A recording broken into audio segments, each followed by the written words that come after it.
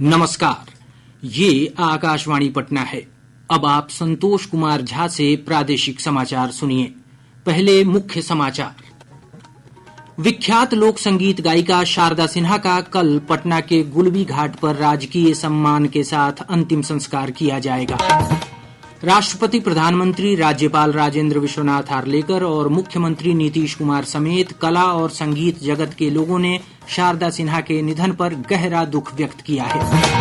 केंद्र सरकार ने मेधावी छात्रों को वित्तीय सहायता प्रदान करने के लिए पीएम विद्यालक्ष्मी योजना को मंजूरी प्रदान की।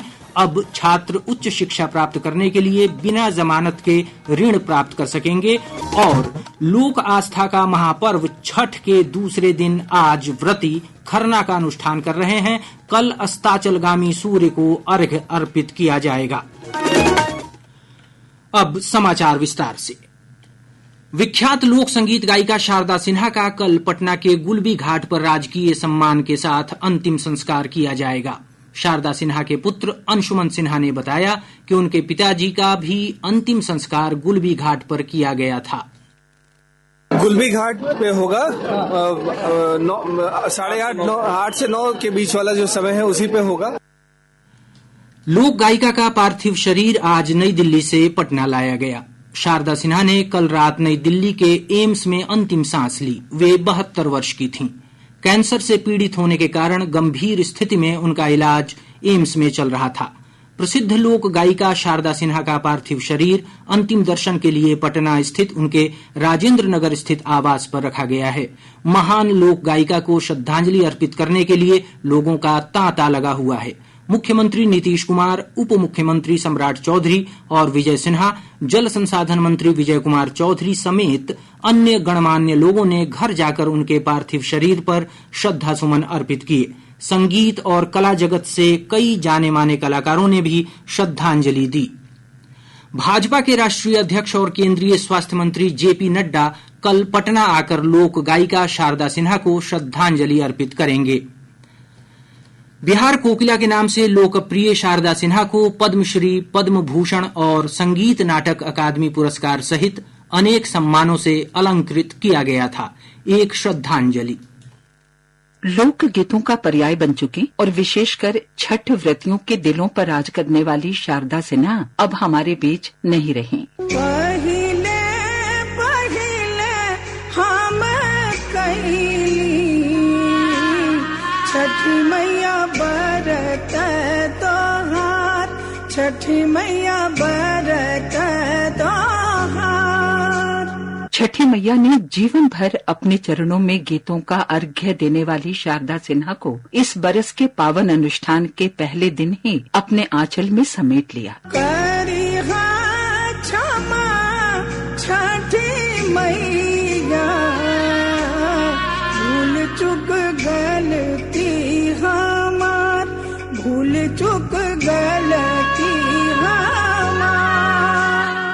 चाहे छठ महापर्व के गीत हों या फिल्मी गीत, उनकी आवाज गले और होठों से नहीं कलेजे से निकलती थी और सीधे सुनने वालों के कलेजे में उतर जाती थी। कहे तो से सजना ये तोहरे सजनिया, पग पग लिए जाऊं तोहरी बलैया में, पग पग लिए जाऊं तोहरी बलैया। दर्द और सोज, सुर और लय का ऐसा संगम सहस्त्र सदियों में जन्म लेता है। आकाशवाणी हिंदी समाचार कक्ष की श्रद्धांजलि। जानी मानी लोक गायिका शारदा सिन्हा का देवी गीत आज भी लोगों की जुबान पर है। जगदम्बा घर में दियरा बार गईनी है, जग तारण घर में दियरा बार गईनी है, जगदम्बा घर में दियरा बार गईनी है, जग तारण घर में दियरा।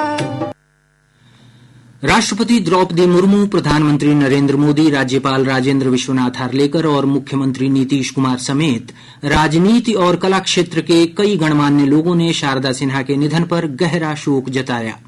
राष्ट्रपति द्रौपदी मुर्मू ने शोक संदेश में कहा कि शारदा सिन्हा ने संगीत जगत में एक अलग मुकाम हासिल किया।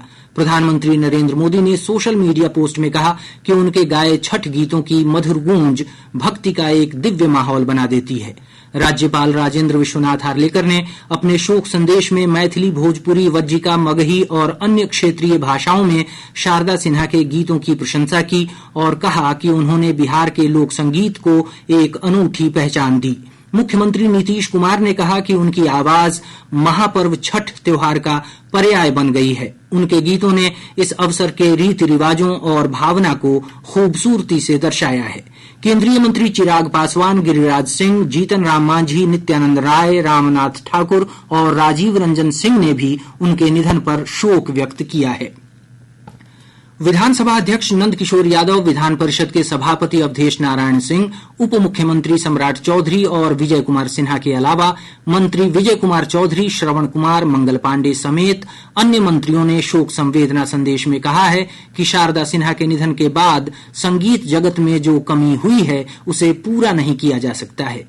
राजद अध्यक्ष लालू प्रसाद, भाजपा के प्रदेश अध्यक्ष दिलीप कुमार जायसवाल, कांग्रेस के प्रदेश अध्यक्ष अखिलेश कुमार सिंह ने भी दुख व्यक्त किया है।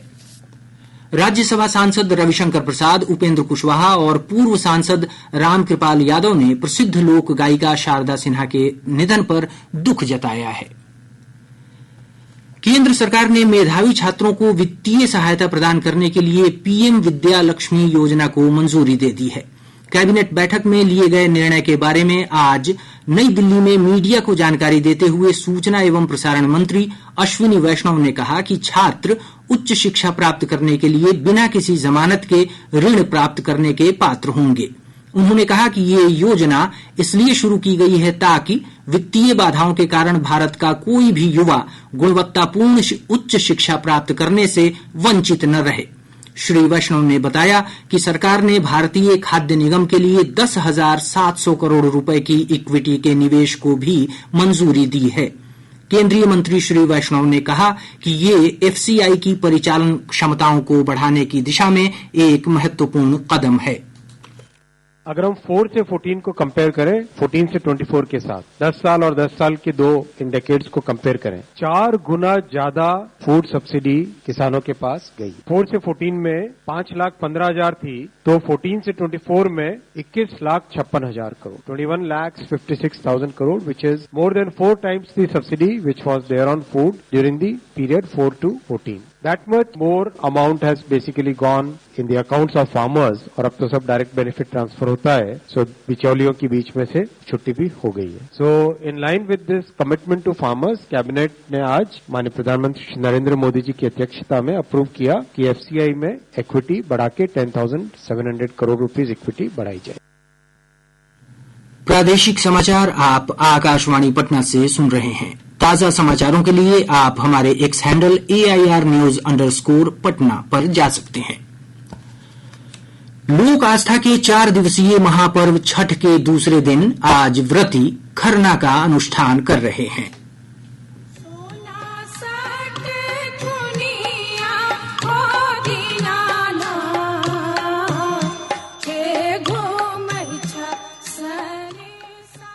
शाम होते ही व्रतियों ने भगवान भास्कर को भोग लगाया और प्रसाद ग्रहण किया। इसके बाद छठ व्रतियों का 36 घंटे का निर्जला व्रत शुरू हो गया है। कल अस्ताचलगामी सूर्य को पहला अर्घ्य अर्पित किया जाएगा। शुक्रवार को उगते हुए सूर्य को अर्घ्य अर्पित करने के साथ ही इस महापर्व का समापन होगा। छठ को लेकर राजधानी पटना समेत प्रदेश भर में माहौल भक्तिमय हो गया है। छठ गीतों से पूरा वातावरण गुंजायमान है।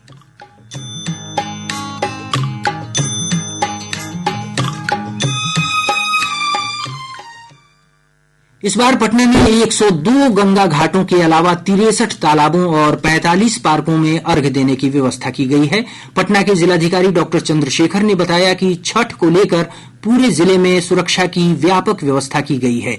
घाट से लेकर सड़क और छठ व्रतियों के आने जाने वाले मार्गों पर 6,000 जवान तैनात किए गए हैं।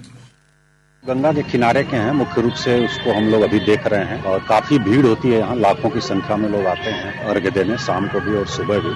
उसको लेकर के हम लोग देख रहे हैं तैयारी और तैयारी हम लोगों की लगभग पूरी हो गई है। हम लोग लगातार नजर रख रहे हैं। जिला प्रशासन, नगर निगम, पुलिस प्रशासन की टीम लगातार घाटों पर है।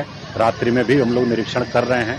पूरे जिले वासियों को हार्दिक शुभकामना है छठ का, और हम लोगों का अनुरोध है कि जो प्रशासन के दिशा निर्देश हैं उसका जरूर अनुपालन करें। वो आपकी सुरक्षा के लिए ही बनाए गए हैं।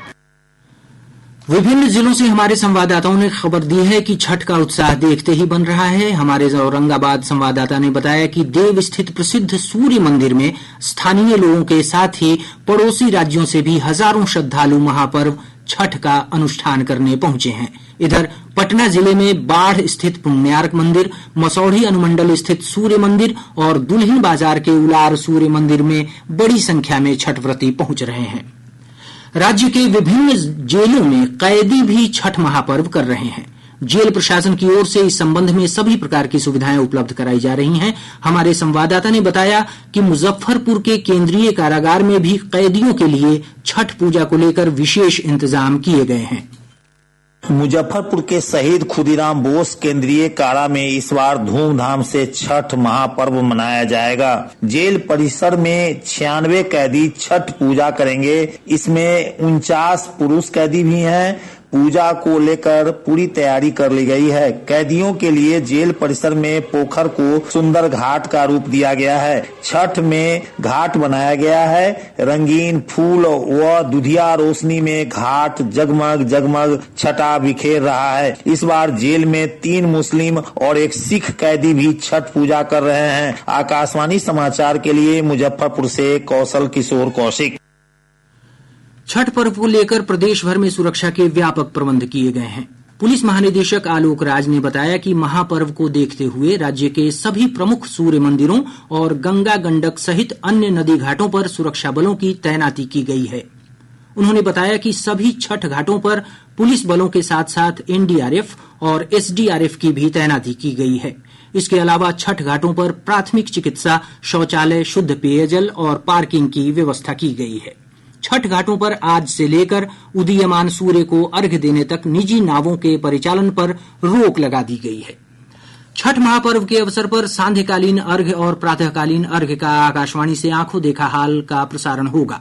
आकाशवाणी पटना से अस्ताचलगामी सूर्य को अर्घ्य का आंखों देखा हाल कल पटना के गंगा नदी के दीघा घाट से संध्या 4 बजे से संध्या 5:30 बजे तक प्रसारित किया जाएगा। वहीं प्रातःकालीन अर्घ्य का आंखों देखा हाल 8 नवंबर को भागलपुर के गंगा तट से सुबह 5 बजे से सुबह 6:30 बजे तक आकाशवाणी के भागलपुर केंद्र द्वारा प्रसारित किया जाएगा। और अब अंत में मुख्य समाचार एक बार फिर। विख्यात लोक संगीत गायिका शारदा सिन्हा का कल पटना के गुलबी घाट पर राजकीय सम्मान के साथ अंतिम संस्कार किया जाएगा। राष्ट्रपति, प्रधानमंत्री, राज्यपाल राजेंद्र विश्वनाथ हार्लेकर और मुख्यमंत्री नीतीश कुमार समेत कला और संगीत जगत के लोगों ने शारदा सिन्हा के निधन पर गहरा दुख व्यक्त किया है।